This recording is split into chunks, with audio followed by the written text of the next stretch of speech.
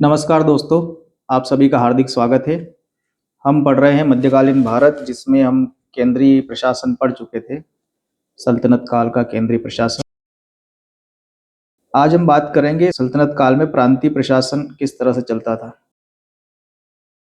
सल्तनत काल में प्रांतों को इक्ता कहा जाता था, इक्ता या विलायत। इक्ता को अक्ता भी कहा गया है कहीं कहीं पर, तो इक्ता अक्ता एक ही बात है, इसको विलायत भी कहा जाता है। और इक्ता बेसिकली अरबी भाषा का शब्द है। इक्ता का प्रधान होता है इक्तेदार, जिसको मुफ्ती, नायब, वली, नाजिम ऐसे नामों से भी जाना जाता था।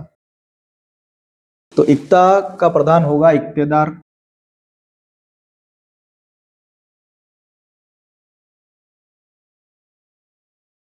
इस इक्तेदार को मुफ्ती, नायब, वली, नाजिम अलग अलग नाम से पुकारा जाता था।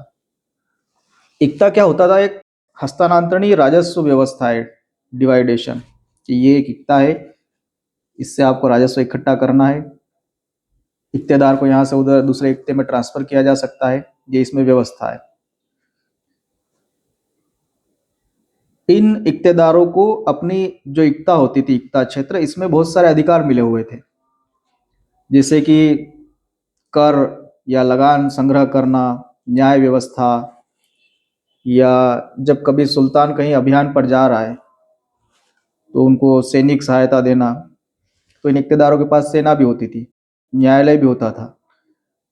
टैक्स जो लगान होती थी, भू राजस्व, इस समय आय का अगर मुख्य स्रोत देखोगे तो भू राजस्व ही होती थी, उसको संग्रह करने का काम भी यही करते थे। तो आप यूं समझिए कि इक्तेदार अपने इक्ता में सर्वे सर्वा है, या छोटा मोटा सुल्तान कह लो इसको, या इसको उप सुल्तान आप समझ सकते हो। इसलिए इसको नायब भी कहा गया है। नायब का मतलब क्या होता है? नायब का मतलब होता है कि उप। तो किसका उप? जिसका वो नायब है। जैसे सुल्तान का नायब है तो इसका मतलब हुआ कि वो उप सुल्तान है। जैसे आपने शब्द सुना होगा, नायब तहसीलदार। तो ये क्या होता है? ये उप तहसीलदार टाइप का व्यक्ति होता है। तो इसमें जो नायब शब्द इस्तेमाल किया गया है, ये सुल्तान का नायब होता है इक्ते में। ये उप सुल्तान हो गया, मतलब सुल्तान के अंडर में है। ये सुल्तान का के प्रति जिम्मेदार है, जवाबदेह है। अब अलग अलग सुल्तानों के समय में इस इक्तेदारी व्यवस्था में परिवर्तन होता रहा। ऐसा नहीं है कि एक बार इक्तेदारी व्यवस्था लागू हो गई तो बस वही चलती रही पूरी सल्तनत काल में। इसमें परिवर्तन होता रहा। और सुल्तान कुछ भी कर सकता है, क्योंकि सबका हेड, पूरी सल्तनत का हेड तो सुल्तान ही है। और ऐसा भी नहीं है कि लोकतंत्र था, तानाशाही शासन होता है। तो सुल्तान की जो मर्जी है वो निर्णय लेगा, उस तरह के उसमें परिवर्तन करेगा। तो कई बार सुल्तान को पड़े पड़े खुरापात सूझती थी, तो कुछ भी उठापटक करते रहते थे। अब इस इक्ता व्यवस्था में या प्रांतीय शासन को अगर शुरुआत से देखें तो भारत में इक्ता व्यवस्था की शुरुआत करी थी मोहम्मद गोरी ने। ये हम पढ़ चुके हैं पहले भी।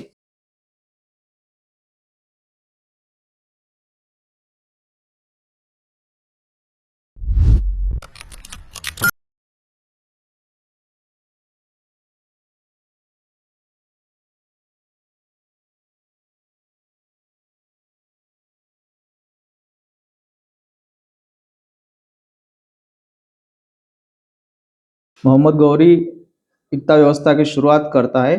हालांकि इसका प्रारूप मुक्तादिर ने बनाया था। ये प्रश्न आया हुआ है एमपी सेट की परीक्षा में। इक्ता व्यवस्था का जो प्रारूप है, ये किसने बनाया? तो ये मुक्तादिर ने बनाया था। इसको भारत में पहली बार लागू किया था मोहम्मद गोरी ने। और इसको एक संस्था का रूप दिया था इल्तुतमिश ने। तो ये तीनों चीजें याद रखना, तीनों प्रश्न बनते हैं।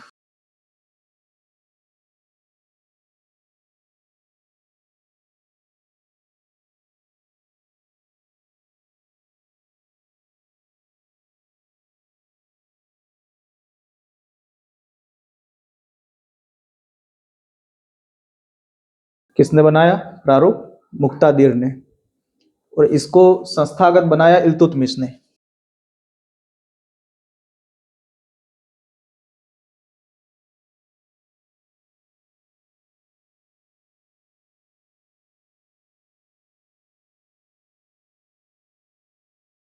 तो इक्तेदारी व्यवस्था में आपको ये तीनों नाम ध्यान रखना है कि इक्ता का प्रारूप मुक्तादिर ने बनाया, भारत में पहली बार इक्ता मोहम्मद गोरी ने दी है और इसको संस्थागत रूप दिया है इल्तुतमिश ने।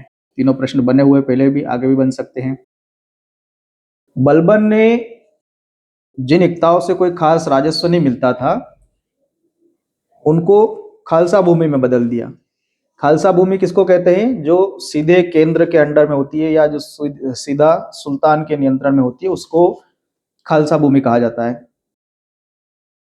और बलबन ने ही इक्तेदारों की आय व्यय का हिसाब रखने के लिए एक ख्वाजा नाम के अधिकारी की नियुक्ति करी 1279 में, 79 में।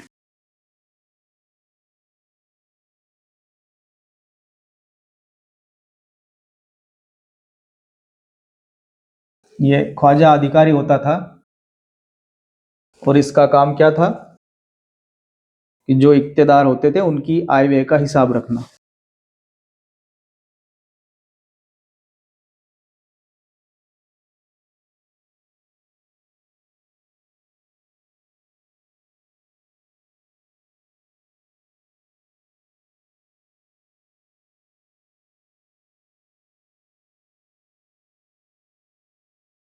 या ब्यौरा रखना।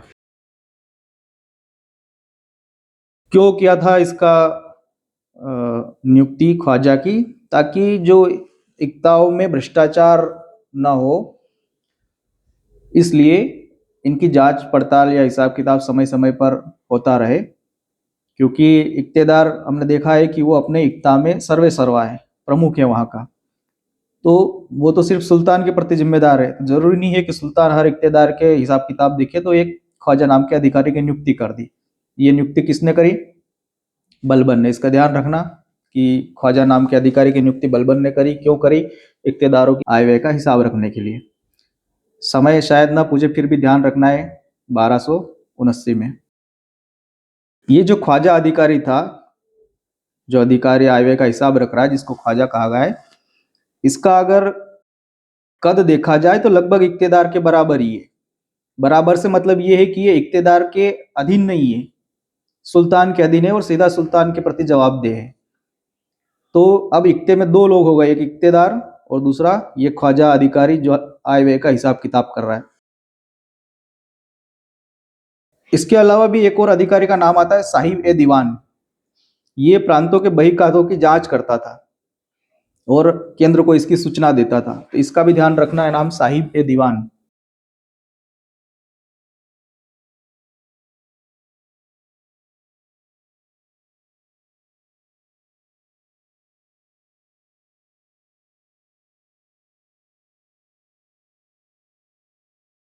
तो जो आपका ख्वाजा है ये आय व्यय का हिसाब रख रहा है और साहिब ए दीवान जांच कर रहा है।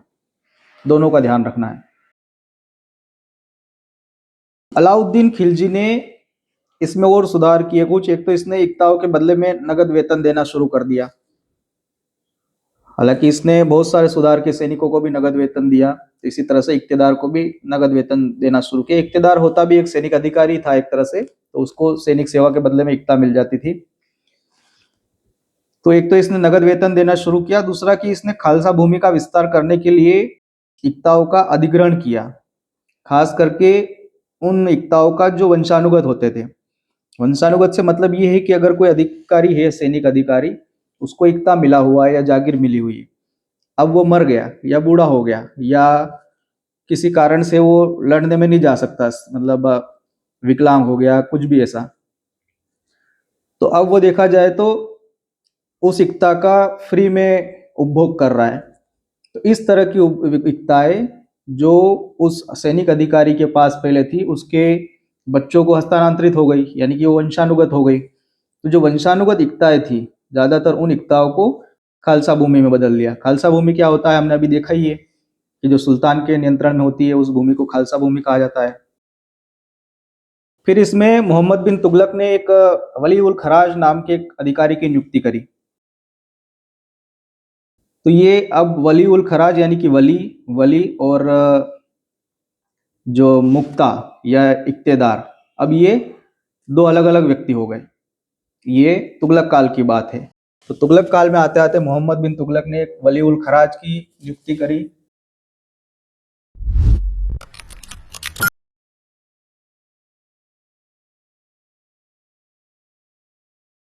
अब दो अधिकारी हो गए। और तुगलक काल में ही अगर आप फिरोज तुगलक को देखोगे तो इसने सैनिकों को फिर से वेतन के बदले में जागीर देने की शुरुआत करी। अलाउद्दीन खिलजी ने नगद वेतन देना शुरू कर दिया था, तो फिरोज तुगलक ने वापस सैनिकों को जागीर देनी शुरू करी, क्योंकि इस समय बीच में नगद वेतन देना चल रहा था। और अब जो जागीर दी जा रही है सैनिकों को, इनको इन जागीरों को वजह कहा जाने लगा। और जो इक्तेदार होता था या जो वजह का आप कह सकते हो कि प्रमुख है, उसको इक्तेदार न कह करके वजहदार कहा जाने लगा। तो इस बात का भी ध्यान रखना है कि फिरोज तुगलक के समय में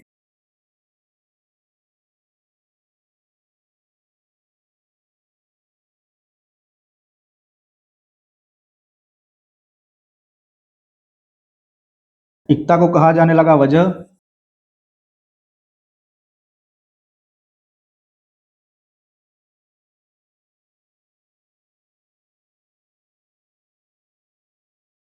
और इक्तेदार को कहा जाने लगा वजहदार। ये फिरोज तुगलक के समय की बात है। कहीं कहीं पर जो सैनिकों को जमीन दी जाती थी या जागीर दी जाती थी, उसको मवाजिब भी कहा गया है। कहीं ये शब्द अगर आ जाए कि मवाजिब सैनिकों को दी जाने वाली जागीर होती थी, तो ये भी सही होता है। मवाजिब का भी ध्यान रखना।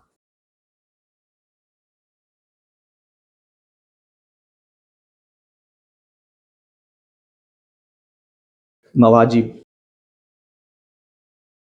अब ये जो इक्ते होते थे, इन इक्ताओं को फिर डिवाइड किया गया। तो इक्ताओं को जो डिवाइड किया गया वो जिलों में डिवाइड किया गया। इक्ता यानी कि प्रांत। तो हर प्रांत को फिर अलग अलग जिलों में बांटा गया और इन जिलों को शिक कहा गया।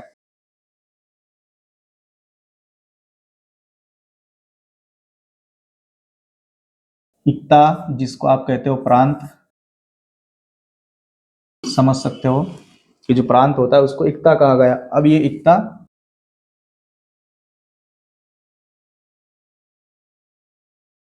शिक में बांटा गया, और इस शिक यूं समझ लीजिए कि ये जिला है। तो प्रांत जो है वो उसको आप इक्ता समझिए, और जो जिला है उसको शिक समझ लीजिए। 1279 में ये इस समय शासक था बलबन। तो बलबन ने शिक की स्थापना करी।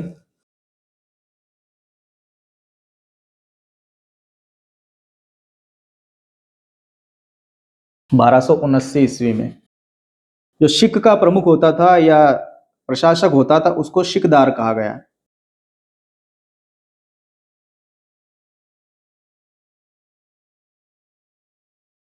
शिकदार के अंडर में होता था शिक। ये शिक वापस परगनों में बटा हुआ है, और इस परगने का अधिकारी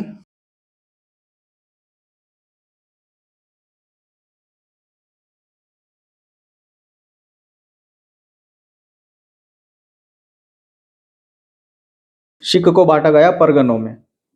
और परगने में जो अधिकारी होता था उसको आमिल कहा जाता था, प्रशासनिक अधिकारी को। परगने का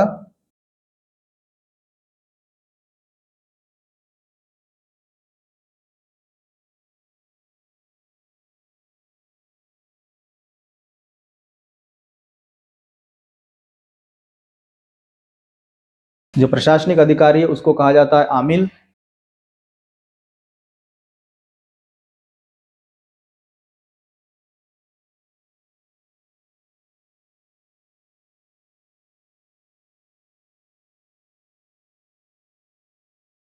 और जो राजस्व अधिकारी था उसको मुंसिफ कहा गया।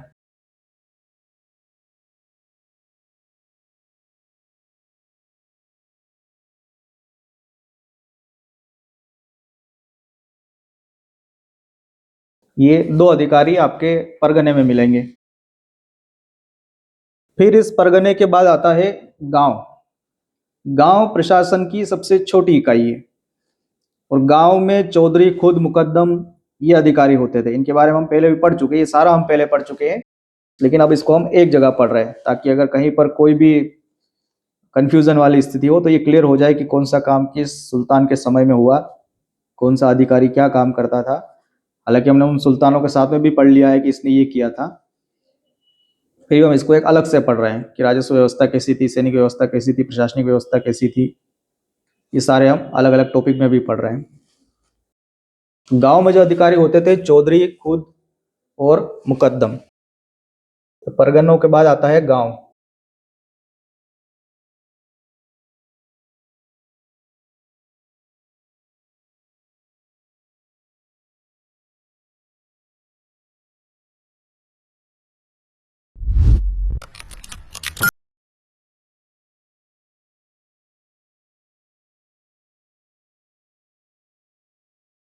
चौधरी, खुद, मुकद्दम, ये अधिकारी होते थे और जनरली ये अनुवांशिक होते थे, यानी कि जो चौधरी है उसका लड़का चौधरी बन जाएगा, जो खुद है उसका लड़का ही खुद बन जाएगा, जो मुकद्दम है उसका लड़का ही मुकद्दम बन जाएगा।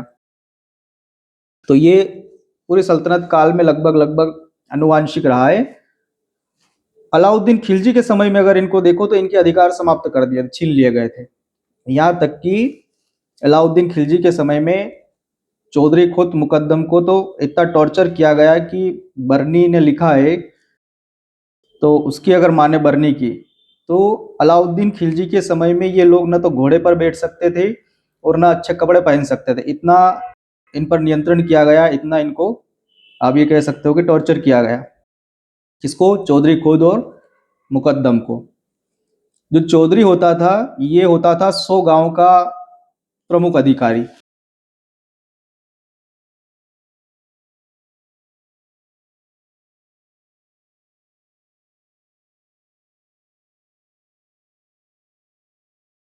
100 गांव के अधिकारी को चौधरी कहा जाता था।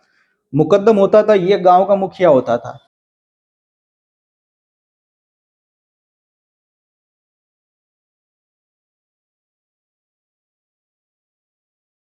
और खुद होता था गांव का राजस्व अधिकारी।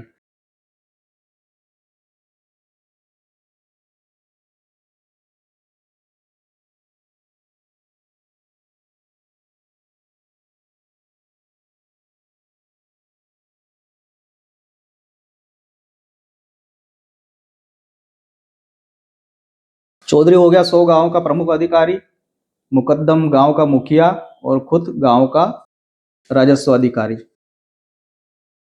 तो ये था सल्तनत काल में प्रांतों का प्रशासन किस तरह से चलता था, प्रांतों को किस तरह से विभाजित किया गया, शिक में, शिक परगने में और फिर गांव में। सबके अधिकारी कौन कौन होते थे, किस तरह के अधिकारी होते थे। गांव में जो राजस्व संग्रह करने का अधिकारी जो काम करते थे वो कौन होते थे, चौधरी, खुद, मुकद्दम। किस सुल्तान के समय में क्या परिवर्तन हुआ, ये सारी चीजें हमने इसमें देखी। तो ये थी हमारी सल्तनत काल की प्रांतीय प्रशासनिक व्यवस्था। आशा करता हूँ कि आपको क्लास ठीक से समझ में आई होगी। मिलते हैं अगली क्लास में, तब तक अपना ध्यान रखिए। हमारे साथ बने रहने के लिए धन्यवाद।